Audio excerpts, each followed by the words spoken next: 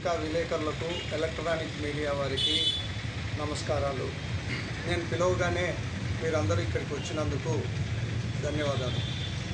ముందుగా నాకు ఆర్యవైశ్య సంఘం వారికి 26/1/2025 తేదీ సుమారు 15 నెలల కిందట నన్ను అనవసరంగా ఆలయ బహిష్కరణ చేసినారు. దీని మీద నేను పలు దఫాలుగా సంఘం వారిని, అయ్యా నేను ఏం తప్పు చేశాను, నన్ను ఎందుకు బహిష్కరించారు, జనరల్ బాడీ సమావేశం ఏర్పాటు చేసి నేను ఏదన్నా తప్పు చేసినట్లు నిరూపిస్తే మీరు తీసుకున్న నిర్ణయానికి కట్టుబడి ఉంటానని చెప్పి 259 మంది ఆర్యవైశ్య సంఘాల సభ్యుల సంతకాలు తీసుకొని వారికి సమర్పించడం జరిగినది. దానిని కూడా వారు నిర్ద్వందంగా తిరస్కరించడం జరిగింది. దీని తర్వాత నేను కోర్మావిల ఎస్ఐ గారిని, సిఐ గారిని కూడా సంప్రదించడం జరిగినది.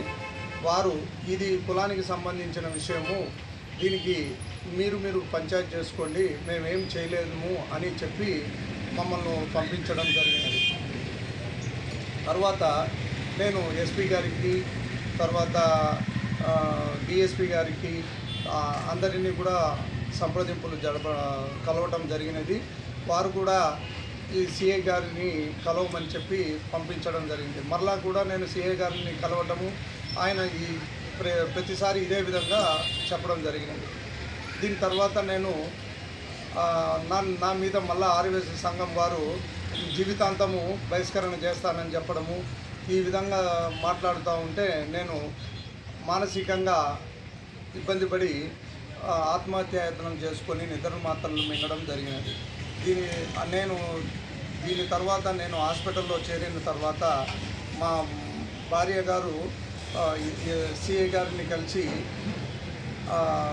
వారి మీద, ఆర్యవైశ్య సంఘం వారి మీద చర్య తీసుకోవాలని చెప్పేసి ఫిర్యాదు చేయగా వారు ఫిర్యాదు కూడా తీసుకొనకుండా వెనక్కి పంపించడం జరిగింది. తర్వాత నేను హాస్పిటల్ నుంచి ఇంటికి వచ్చిన తర్వాత ఎస్ఐ గారిని కలిసి మళ్ళా ఫిర్యాదు చేయగా వారు నామకే వాస్తిగా ఫిర్యాదును తీసుకొని, అది కూడా కాకుండా ఈ విధంగా నువ్వు ఆత్మహత్యాయత్నం చేసుకున్నావు, ఇది నీ మీదనే కేసు పెట్టాల్సింది వస్తుంది అని చెప్పి నన్ను బెదిరించి ఏదో నామకే వాస్తిగా వారి మీద కేసు బుక్ చేసి స్టేషన్ బెయిల్ ఇచ్చి కేసును కోర్టుకు పంపించడం జరిగినది.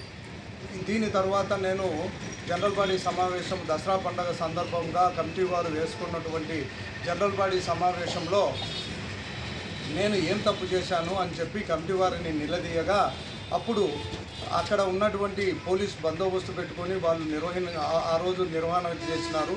దీని తర్వాత కూడా నేను అప్పుడు వారిని నిలదీయగా కమిటీ వారు మేము ప్రమాణం చేస్తావు, నువ్వు క్షమాపణ చెప్పాలని కోరినప్పుడు అంతా అమ్మవారే చూసుకుంటుంది అని చెప్పేసి నేను కూడా దానికి ఒప్పుకొని వారు ప్రమాణం చేయగా నేను వారికి క్షమాపణ చెప్పడం జరిగింది.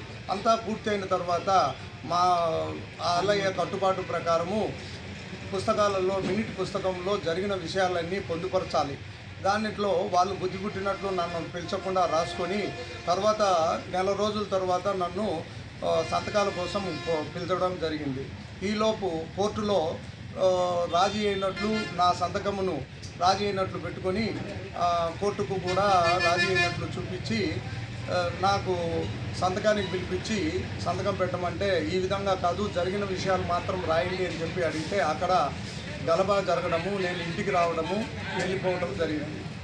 తర్వాత అక్కడ ఉన్నటువంటి పెద్ద మనుషులు, మాజీ అధ్యక్షులు గాజులపల్లె శ్రీనివాసులు, మాలపాటి సత్యనారాయణ గారు మళ్ళా నన్ను పిలిపించి రాత్రి సుమారు 12:30 గంటల సమయంలో సంతకాలు పెట్టించి నన్ను పంపించడం జరిగింది. నేను ఇంటికి రావడం జరిగింది. తర్వాత ఉద్దేశపూర్వకంగా మరలా నేను కమిటీ వారిని తిట్టినట్లు నా మీద 5,000 రూపాయలు అపరాధం వేసి, ఆ అపరాధం కట్టకపోతే మరలా పూజా కార్యక్రమాలు నిర్వహించేదానికి నన్ను బహిష్కరణ చేసినట్లు మళ్ళా రాసుకోవడం జరిగినది.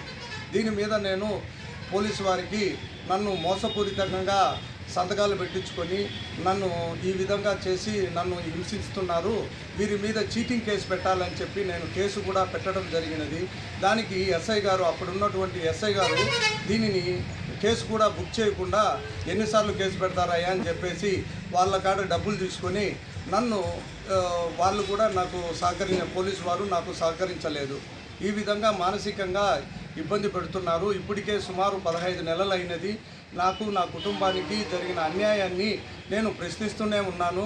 ఇప్పటికీ కూడా నేను గత 10 రోజుల కిందట కూడా ఒక మెసేజ్ పెట్టినాను. ఇప్పుడైనా జనరల్ బాడీ సమావేశం ఏర్పాటు చేసి అందులో ఏదన్నా నేను తప్పు చేసినట్లు మీరు నిరూపిస్తే మీరు వేసిన శిక్షలను నేను ఖచ్చితంగా అనుభవిస్తాను. మీరు ఎన్ని శిక్షలన్నా వేసుకొని నేను దానికి కట్టుబడి ఉంటాను. లేని పక్షంలో మీ మీద నేను తిరగబడతానని చెప్పేసి హెచ్చరించడం కూడా జరిగినది. తర్వాత నేను 25వ తారీఖు లోపల ఈ జనరల్ బాడీ సమావేశం ఫలానా రోజు వేస్తామని చెప్పని ఎడల 26వ తారీఖు అమ్మవారిశాల ఆఫీసుకు తాళాలు వేస్తానని చెప్పడం జరిగినది. వీళ్ళు తాళాలు వేస్తామంటే మళ్ళీ ఎమ్మటే పోలీస్ స్టేషన్కు పోవడము, పోలీసు వాళ్ళు నన్ను పిలవడము, మీరు తాళాలు వేస్తే ఇది వైలెన్స్ కింద వస్తుంది, నిన్ను కేసు పెట్టాల్సింది వస్తుందని నాకు చెప్తారు.